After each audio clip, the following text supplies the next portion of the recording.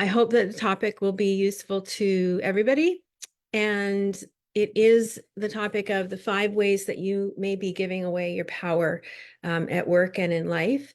And I'm going to start, and how you can take it back. I'm going to start with my definition of power and what I'm talking about when I say power. And then we'll go from there. And I have 5 ways that you might be kind of leaking your power, giving it away without knowing it. And suggestions for how you can get it back. And some of this you will know, most of it you will know.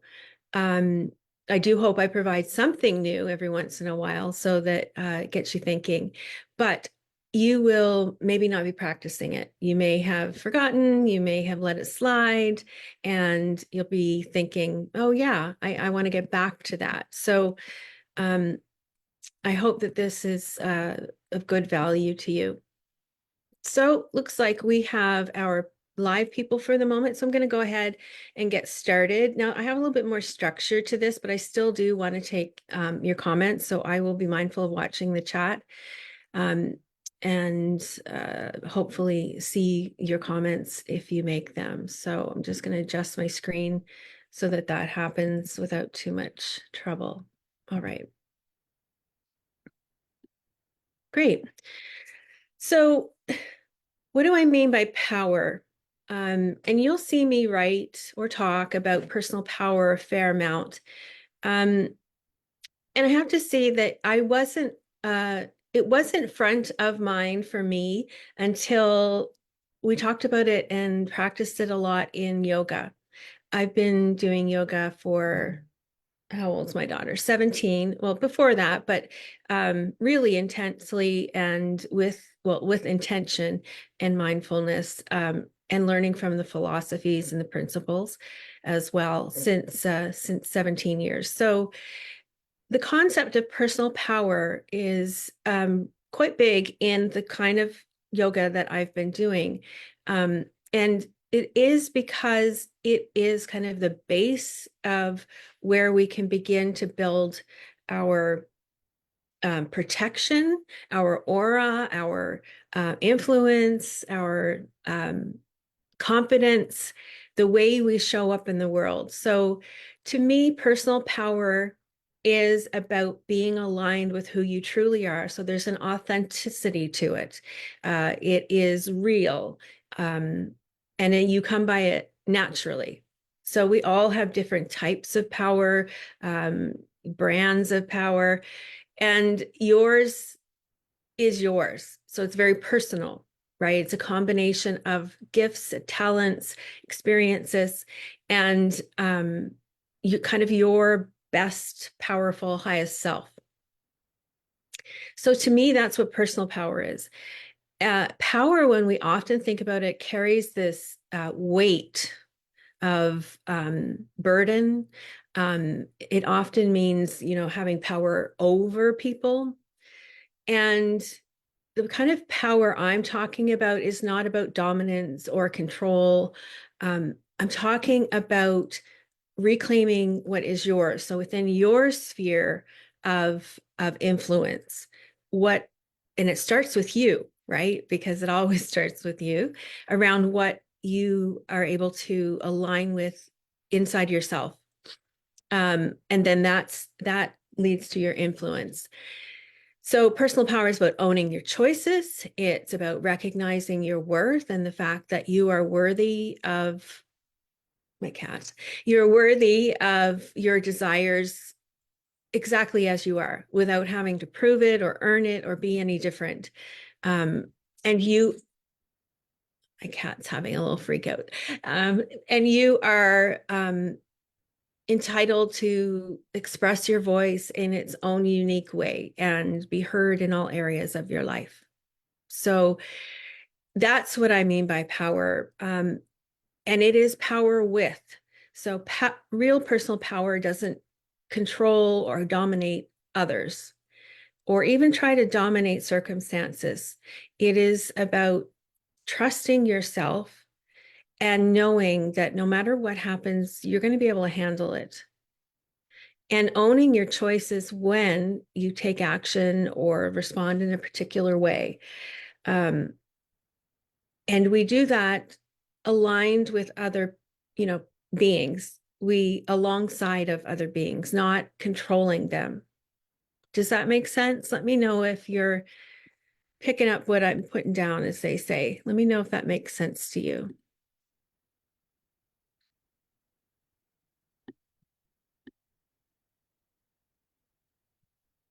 Any comments, Heather, Mary Lou?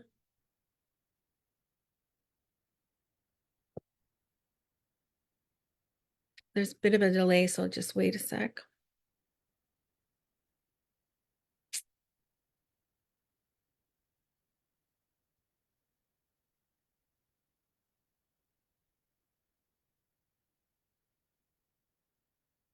No comments?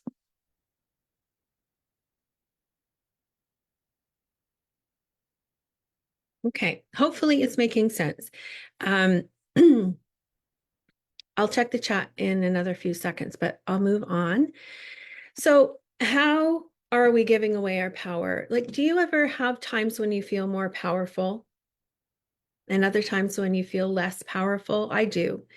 And I pay attention to it. So, this is something you might want to take on as a kind of informal practice of checking in with your personal power. And it's said that the base of your personal power is in your navel point.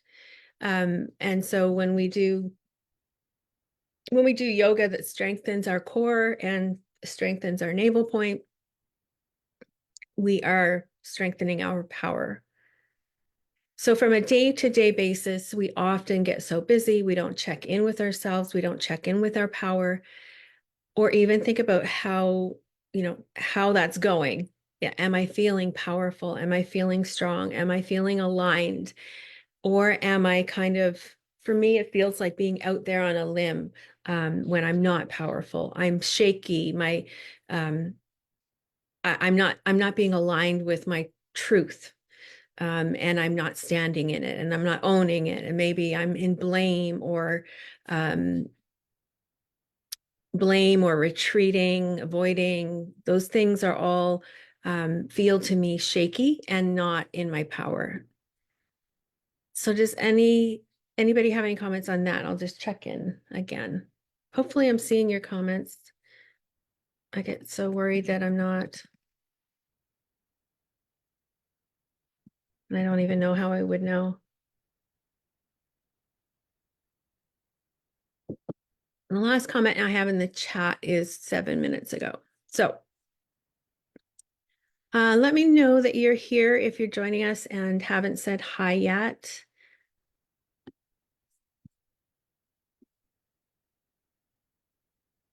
Okay, so let's get into it then. I'm going to present 5 subtle ways that you might be giving away your power, your personal power, and how you can take it back, right? So the first thing I want to talk about is boundaries. So one way that we do this is by not setting boundaries or not enforcing boundaries, right? So one way you can check this is, do I have boundaries? Do I say what I mean? And do I do what I say? So being truthful, being true to your word, that's a bit of a boundary issue, because if you're not being truthful and true to your word, then you're breaking trust with yourself, right? So a boundary around your own internal trust. And what about externally? Do you speak your truth? Someone asks you to do something and you say yes when you don't want to. Or you take on extra responsibilities at work because you want to please somebody, you want to gain favor, you want to try and gain power in that way or influence. Boundaries, where you enforce boundaries, is a very, very important way to have power. Because if you think about yourself as an individual, and if you think about your power coming from within you in this navel point, um, and then your vessel, everything that makes up you and who you are and how you be in the world. If you're being true to that, then you've got, a solid vessel of yourself, right? And personal power. And then out from that, you extend yourself out into the world. And depending on your experience, the trauma you've had, the hurts you've had, what's gone on in your life, you bring that experience out with you into the world. And if you have been influenced in ways like many of us have around not having power, right? So you may try to alter or have a coping mechanism to influence circumstances and people that's not aligned with your personal power, right? And so this is something that we need to develop. It's not an innate, or if it was taken from us because we were children and we weren't powerful. And we are only beginning, most of our cultures and people are only just beginning, at least in North America, to understand how it's possible to parent without taking away personal power. That's a whole other conversation. But you want to protect and have boundaries around where I begin where I end, my stuff and your stuff begins. So where mine ends and yours begins. And you get to have that power by speaking up, by speaking your truth, by communicating to others what your needs and desires are, your choices. And if you don't have those kinds of boundaries, you're just swaying in the wind, right? You're out there in the world and you're being influenced by, you're open to manipulation. You're influenced by your own mood, the mood of other people, the circumstances, what people say is happening, what fear, anger, your own, theirs, all of it. And it's hard to stand in that. It's a strong wind out there. There's lots of things pushing you and pulling you. And if you have a boundary, you get to stand in it, right? You get to stand in it. This is me. This is how I'm aligned. This is where I draw my line. And that's yours. So for example, feelings. This comes up a lot with children. At least I found so.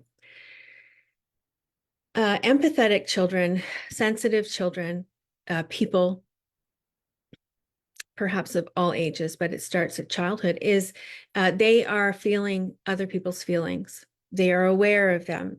They know when they're angry, even if somebody pretends they're not. They know when someone is sad, and so they know. They have that ability to know. And as a child, we often think that we are responsible for the things around us, right? We think, oh, it must be me. And there's a whole science behind that, but just take that for granted right now. So if a child sees a parent angry, they are very likely going to think that it is them that is causing the anger, and seek to change that other person's anger, the father or mother's anger. And to do that, they're going to try to do things like people pleasing. So extending more to that parent, or doing things to make them not angry, lighten the mood, or saying yes to things when they don't want to. Really, they don't want to. And so you grow up with this and you're aware of other people's mood and emotion, and then you don't have a boundary around it because you're almost willing to do just about anything to not have that person be angry. right? Or to like you if you grow up with a wound around being belonging or lovable or liked. So this is how it grows through our lives, and we take it into our workplaces and our families.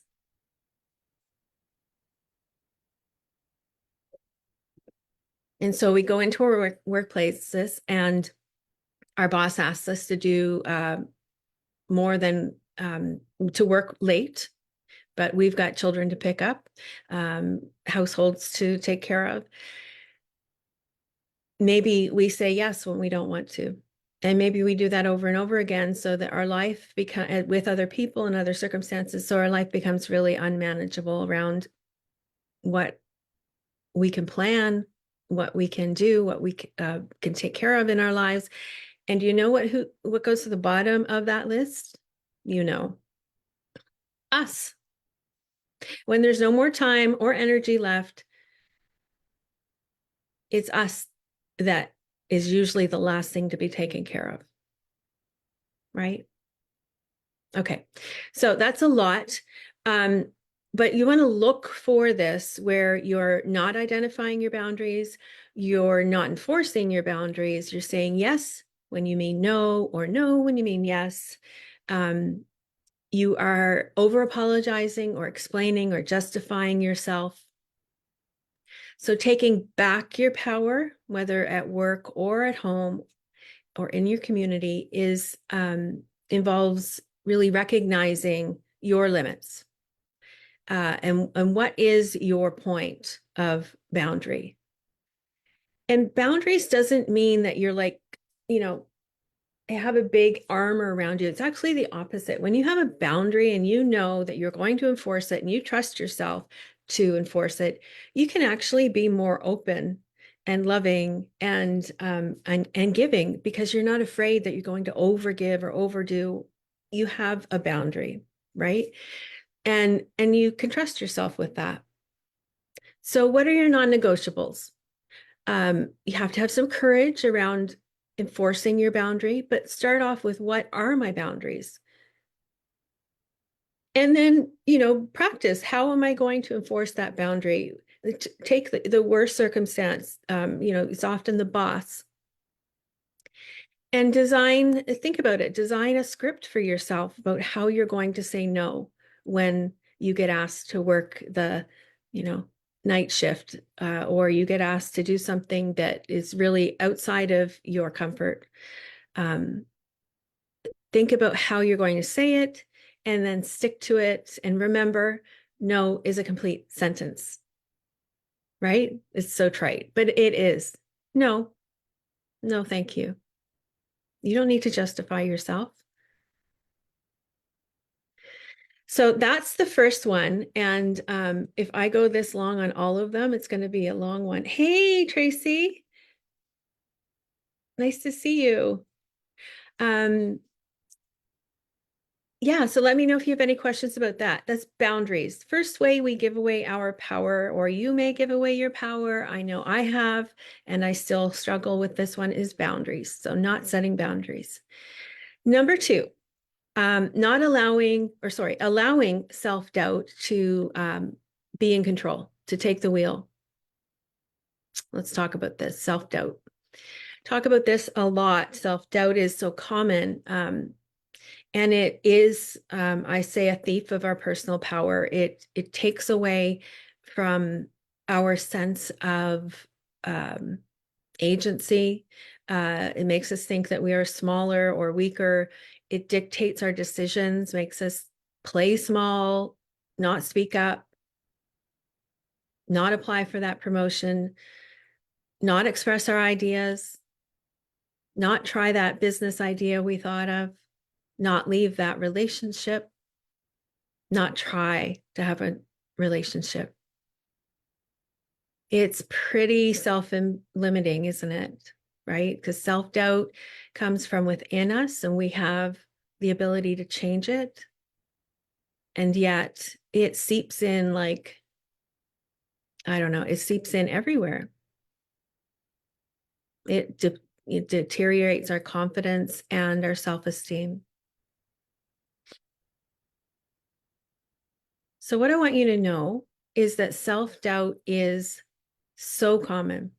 Everyone has self-doubt. No matter how confident they seem on the outside, I guarantee you that everyone you meet doubts themselves from time to time at the very least. Okay? You got that? Let's just check in the chat to see if there's anything in there. Yeah. So how do we get it back then? How do we reclaim our power around self-doubt? So it starts with awareness. Am I doubting myself? Am I undermining myself? Am I, ruminating over and over and over again? Am I not being true to my word? So notice where there's a trigger of doubt, like what situations or people or places are triggering you to feel like you're not strong, that you're wrong. And then acknowledge that voice. Say, yeah, I see you there. I see you doubting yourself. I know that that comes from fear. I know that that is trying to keep me playing small or safe, because remember that your brain has one major job, and that is to keep you safe. So whenever you try to make a leap or do something different, change at all, doubt is going to creep in, because change equals threat to your mind. And threat is not safety. So anything that is new is a threat to the safety, according to your brain, even if that new thing is fantabulous and just the most wonderful thing that could ever happen to you, because it's new. And even if the old thing that your brain knows so well is bad, is bad for you. And this is how people get stuck in relationships, jobs, places, things that are not good for them. And people from the outside wonder how they could stay or why they're there so long. A lot of complicating factors in that, but one of them is doubt and the brain's desire to keep you safe. And that means staying in the old, not making any change. So how can you kind of trick your brain or get beyond this? Well, one way is to let your brain know that you are safe. Talk back to it. Remind it that, and I do a lot of this in my coaching, reframing, flipping the script.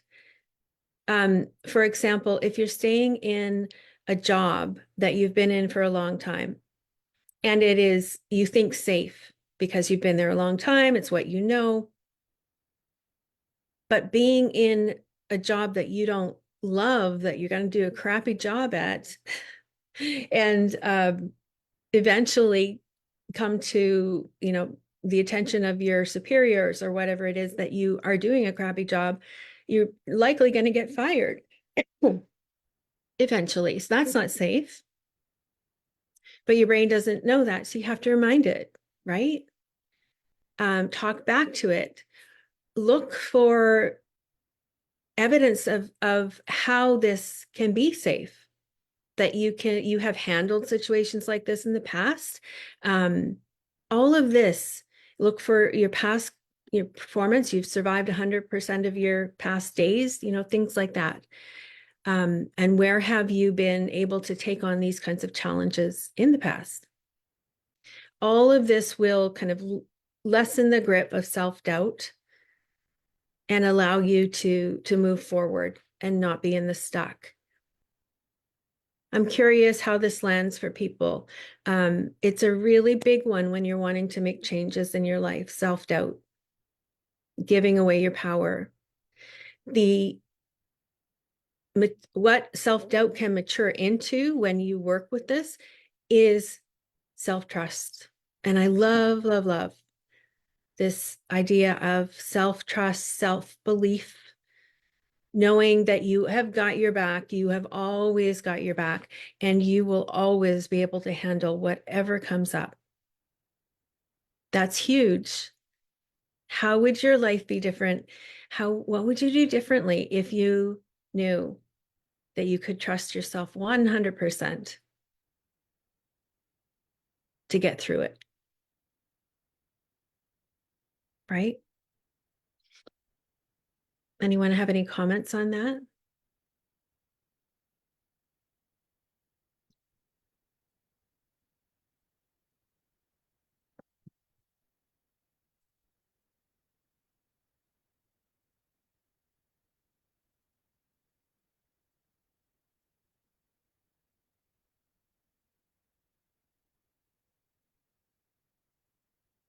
I'm just waiting because of the delay.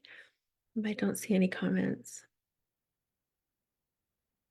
So think about some people who've gone before you. If you're trying to do something that you've never done, but other people have, you can use their evidence, what they've done as evidence that you can do it too. And this is where belief and self-belief comes in, right? That's why it's so important that we have role models and mentors that can show us what we want to be, right? Like if you can't see it, you can't be it. So you can borrow the confidence of other people who've done it before and know that you can do it too. If that person could do it, you can too.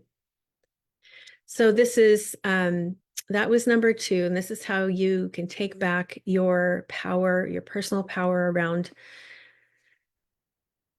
self-belief and self-trust. It's a big one.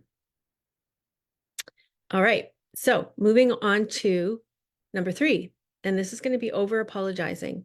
Okay, we're Canadian and we over apologize. Everybody does. Yes, it's true.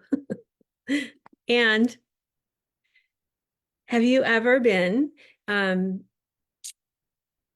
worked with or been around or had a family member who apologized a lot? Or maybe you apologize a lot. Drop a yes if you can relate to that. Oh, I have a great little note here from Heather. I feel fear is such an important driving force. It's such an important driving force. All the best things that have happened in my life were on the other side of things I was most afraid of, 100%. So now when I feel fearful, I go with it. It's my green light to make a move. Oh, I love that. Fantastic. So you have developed a level of self-trust that allows you to move forward. That's fantastic because you know you can handle it. Beautiful. Really, really powerful. And there's a certain amount of discerning that goes on with that too, right, Heather? There is the fear that is intuitive that's telling us something's not good for us, like red flags in a relationship. And especially in the early days of a relationship. And then there's fear that we know is holding us back. They're such different things, aren't they? And so what I hear you saying in this paragraph is you've been able to discern what is holding you back and not real, and what is red flag, real fear. Turn around, run, go, right? So I just want to presence that because I know that you don't go forward every time you feel fear. I know that's not what you're saying. But you're saying, I can feel fear and do it anyway. Yeah, the whole Louise Hay comment. That was such a wonderful series of education for us, right? Absolutely. Yeah. So feeling the fear and doing it anyway. You know what's on the other side, and you know you want what's on the other side. You just need to get past it. And that is self-trust. That's beautiful. Awesome. Thank you for sharing that. And so going back to over apologizing, do you have anybody in your life that over apologizes? And you see this a lot and do you do it? If this is something you're kind of prone to, you want to take a look at it, and with compassion, try to drop some of it, right? Try to lessen it, especially if you start with the apologizing. So like that looks like going into somebody's office at work and saying, sorry to bother you, but, right? Or in a meeting, sorry, I just wanted to add, and we think we're being polite, and we are, but we're also taking away our power. Before we even speak, before we even have that conversation, we're apologizing for the conversation we're about to have and our part in it. So it diminishes our power ever so slightly every time. It diminishes how we are perceived by the other in the room. But most importantly, it diminishes us to ourselves. And it's unnecessary, really. So over apologizing, not that you don't ever apologize, but over apologizing is a very subtle way in which we diminish ourselves. So without even realizing it. So we want to watch the nuance in that, and try to move beyond it, start paying attention to how often we apologize, and what we're apologizing for, and catch ourselves before we do it, so that we can just simply stand in our choices. So when you say, sorry to bother you, but, well, you've decided to walk across the room or whatever and go and knock on the door of your colleague and to bother them. You've decided to do that. So own it. Instead, just say, hi, wanted to talk to you about such and such.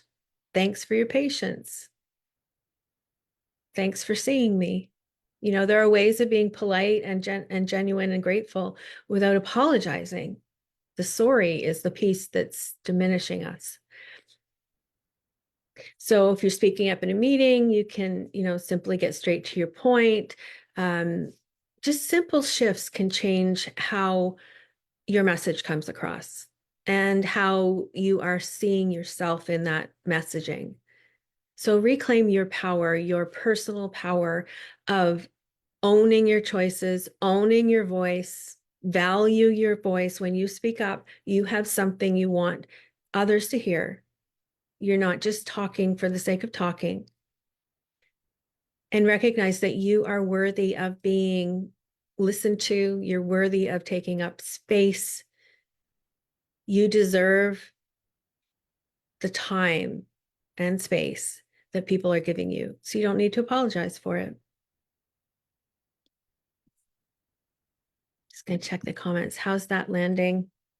Are you an apologizer? Do you think you could reduce that?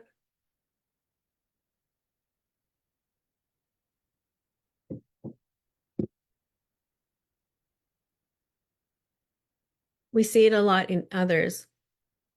And if you see it in others, then you're probably doing it too.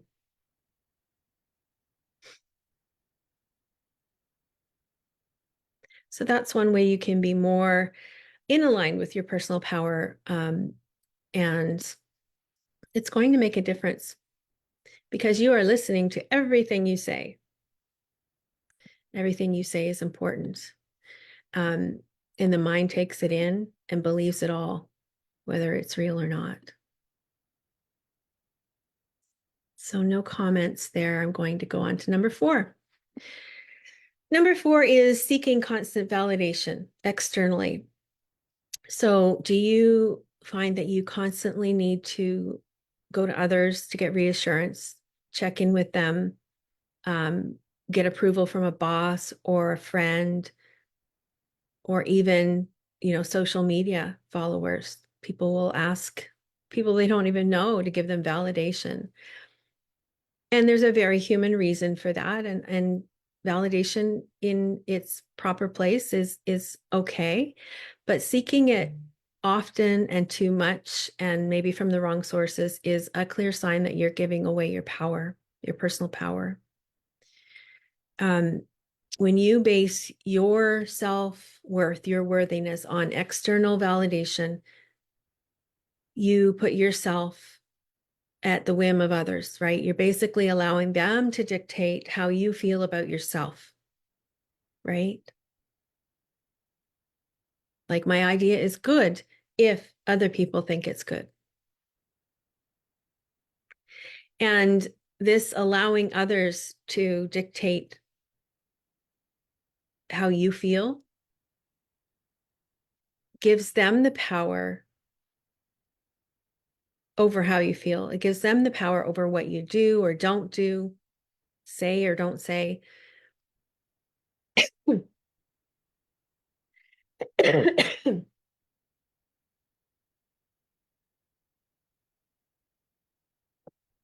And this leads to a lot of anxiety, worry, overemphasis on the other person, people pleasing. It's a very slippery slope. And it's a very, very big way that I see people giving away their power, their personal power. So how can we take that back? How can we reclaim our personal power so that we aren't looking for validation external to ourselves? And that is internal validation. Again, I've talked about this before, coming back to ourselves, the self-attunement, the 6 dimensions of self-attunement. Acknowledging our own internal compass around what is right for us, what we approve of, what we validate. Our emotions are validated by us. Our accomplishments are celebrated by us, even if nobody else notices. And this is a big one, like for the ego piece. And I check myself on this all the time because I want to be a leader. I am a leader. I can't not be a leader. That's who I am. But in being a leader, like for me, I believe a real natural leader leads whether or not anybody else is around or not, whether anybody else notices. Like, I would be here on this, doing this, preparing for this, whether or not you showed up, truth be told. I want you to show up. I want everybody to show up because I want them to receive what I'm talking about, because I think these things are important for the world, for you to have your highest, best life. But the truth is, I'm going to think about this stuff. I'm going to write about this stuff. I'm going to talk about this stuff, whether or not anybody's listening. And I'm going to feel rage and, rage and injustice, and, all the things that happen when bad things happen in the world. I'm going to talk about them. I'm going to think about them, whether or not anybody else does, whether or not anybody else agrees with my point of view, or whether I don't need somebody else to tell me that being angry about some of the things that are happening in the world is okay. I know it's okay, right? I don't need validation for that. And so validation very often looks like a lot of talk around how you're feeling, what you've done, bringing it to other people for reassurance. Kids do this a lot. My teens still do it sometimes. So how do you move beyond that? Yes, we're social people. We live in communities. You want to have conversations, but this is about going to them for validation, right? So a good exercise that you can do to bring back some of the personal power around this is to list 3 things that you're proud of every day. Maybe you have a gratitude practice already. Add on the 3 things that you are proud of, that you are willing to celebrate. No matter how small, celebrate your wins every day. The small wins lead to the big wins, and you are internally validating yourself. And it takes time to get used to this again. It's it's a little bit of a dopamine addiction, I guess. Maybe it's dopamine or maybe it's relationship, I'm not sure. But it's a bit of an addiction to be able to go to somebody. You've got a well-worn path of going to other people to say you're okay and you're good and what you did was good or what you plan to do is good, right? So wear that path within you. Bring up your internal validation. It takes time, but over time, practice, practice, practice, you will become less reliant on other people, less reliant for them to determine your value. And you'll learn to appreciate and celebrate your wins without waiting for others to tell you or do it for you. And you know what the outcome of this is huge. It's so worth doing. And that is that you will know that you are enough exactly as you are, regardless of external feedback, no matter who disagrees or how fervently they disagree. You are enough. And you will know that inside you, firmly, strongly, self-trust, self-belief, self-validation. What do you think of that? Are you somebody who wants to take that on? Are you willing to take that on to celebrate yourself internally every day? Just be proud of 3 small things. The smaller, the better, because if you can be proud of the small things, you know you can be proud of the big things, right? So Heather's just commented on the apologizing. I'm definitely an apologizer. I'm trying to be mindful of swapping I'm sorry with thank you. Perfect. Like I'm sorry to unload my problems on you when venting, and thank you for listening. Yeah, that's great. It allows me to validate my experiences while also acknowledging how the other person is showing up. Beautiful. Beautiful. And I'm wondering how what I just spoke about changes or shifts anything if you self-validate.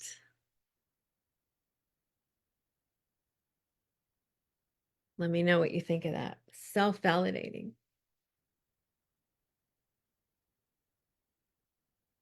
I mean, look, it's all matters of degree, right? Like we are social people. We want to vent. We want to talk with our friends. Yes, and we should, and that's great. And so it's about need, I think, versus desire. So maybe we need, and we get confused around what a need is and what a desire is, but we feel a need to talk to somebody else about something because we need reassurance versus, it's a big thing or something. Self-validation is a work in progress. Yeah. Well, it is for everybody, I think. So kind of look where it's a need versus a want. Like I was interested to learn on my journey that that there's actually an OCD around reassurance. So an obsessive thought leading to a compulsive behavior around reassuring yourself with other people. Now, I'm not saying that this is what's going on for you, Heather, or anything, but just the concept of thinking about it as like the crutch that it is. So just knowing that you can kind of get stuck in that loop, you can get compulsive over it, right? Or sorry, compulsive thought leading to an obsessive behavior. So you can find yourself doing it over and over again without really thinking about it because it's become part of your process. It's become part of just what you do. So do I really need to talk with this other person about it? Or am I just hoping they're going to tell me that that's okay, that I'm okay, and validate my feelings, be enraged with me, right? So it's just something to watch for. And as in all things, I think it's about balance. Do we have the personal power to stand on our own if we don't tell anybody and we don't seek validation from anybody? And, this even leaks into work and business and leadership. Um, and I've realized that, sometimes we do things for ego purposes. So we want to be on the stage. We want to be the front of the, hi, Mary Lou. We want to be the front of the room. We want to be the leader because we want to be seen, right? And sure, there's the absolute legitimate need to be visible and be seen and heard and understood. But am I leading my movement or being in business because I want to be validated by other people, told that I'm good enough? Or am I doing it because I really want to have this business and I really want to lead this movement? And you know how you know the difference, whether or not you're coming from ego. And there's nothing wrong with ego. Ego moves us. It motivates us, but you can get on the too big side of it, right? The way you know the difference is, would you do this thing if no one was there? Would you do this thing if no one ever knew and no one ever validated you for it? That's how you know the difference. And so I use this too, in business and in coaching people who are becoming overwhelmed with all the things they have to do, because we can get really addicted to the things that we feel we have to do because we need that validation. And you're giving over that power to the external again.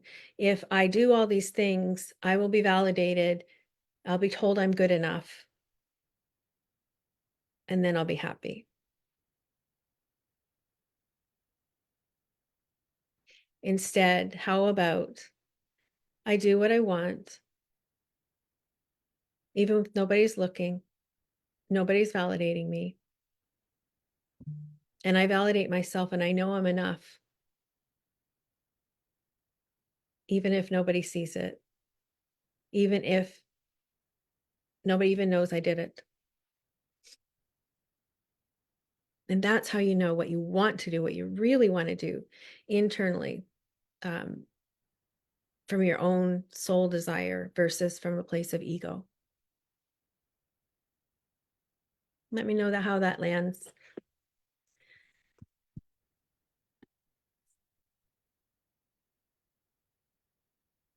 When you are seeking your validation from external sources, you put yourself at risk of being rejected on their whim, of never really knowing if you're enough, because how much validation does it take to know you're enough, right?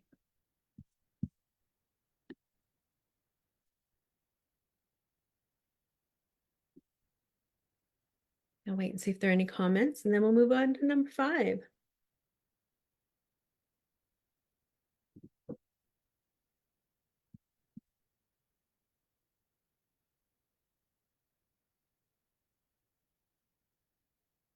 Don't see any comments yet. I'll check them again in a second. So number 5 way that you may be giving away your personal power in your work and life, and how to get it back. Not asking for what you want. Do you avoid asking for what you really want? Do you expect other people to know what you want? Whether it's a raise or a negotiation of your work conditions, remote work versus in the office, or if it's just even expressing your desires in your relationships, do you ask for what you want? So not asking for what you want is a really surefire way of losing your power. And when you don't ask for what you want, you make a decision for the other person to effectively say no. You're silencing yourself. You're not even making the ask, right? You're silencing yourself before you even get a chance, before they even get a chance to respond. So it's like self-rejection. We don't ask because maybe we're afraid of the answer. We're afraid we'll be rejected. But when we don't ask for what we want, we are rejecting ourselves first.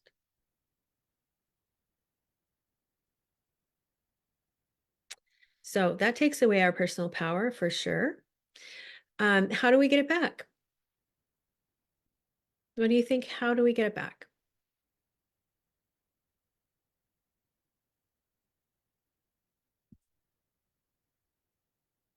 Well, the first way we get it back is by giving ourselves permission to actually want it. So often we will convince ourselves that our desires are too much,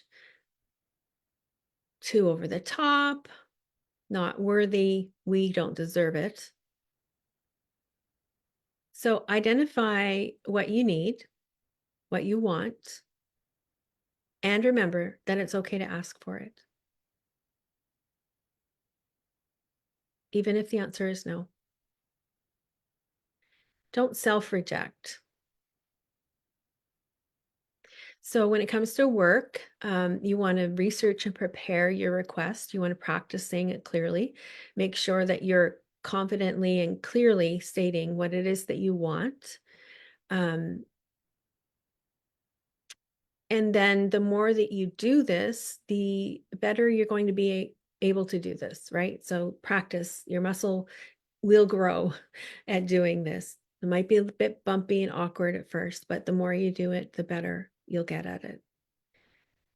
So it's often not as big a deal to the other person as it is to us because we've ramped it up inside our mind and attached an emotion to it that may or may not be true.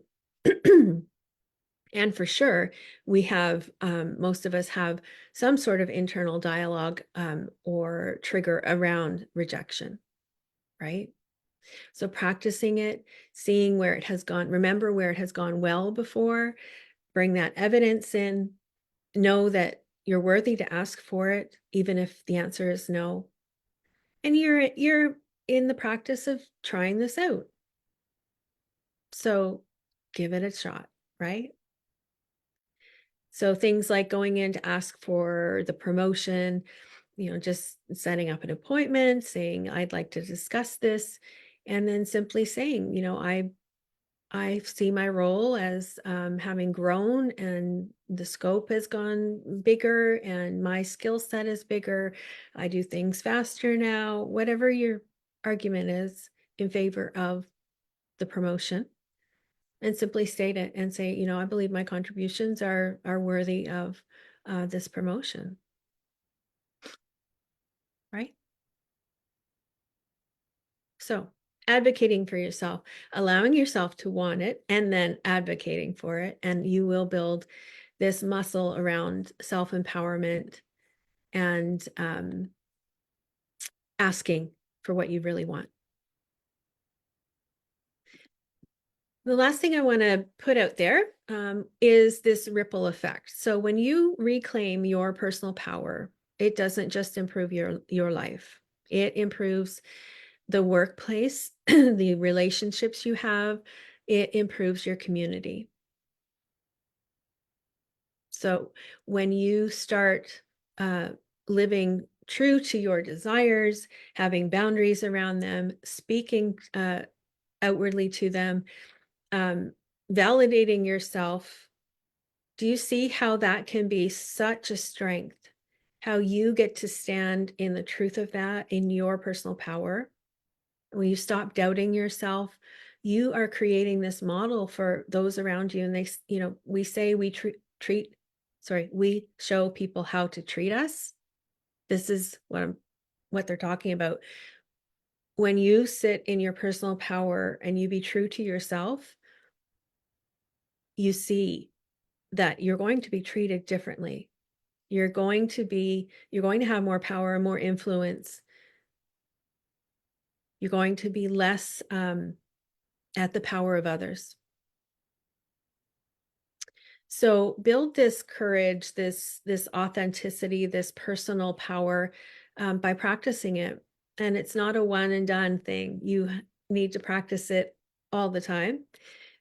Practicing it allows the changes to be, gradual and consistent. Your nervous system gets used to it. The fears and the worries get less, and it becomes a part of who you are, your personal power, deciding that you will stand for yourself unapologetically, that you have one life and you get to decide how you live it. And you get to live in alignment with yourself, your truth, your gifts, your values, and ditch the fear or do it afraid. You have courage to spare, and you can do this. So stop playing small and embrace your boldness, your personal power. Claim your space and show up. It's always with you. It's within you. So don't count yourself out before you even get a chance to play.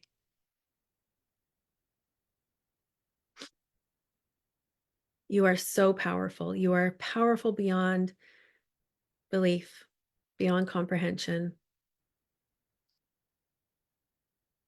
And you are put on this earth to do something.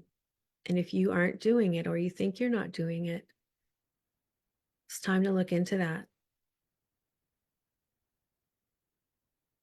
Your divine gifts, your divine worth is meant to be here. And the world needs that.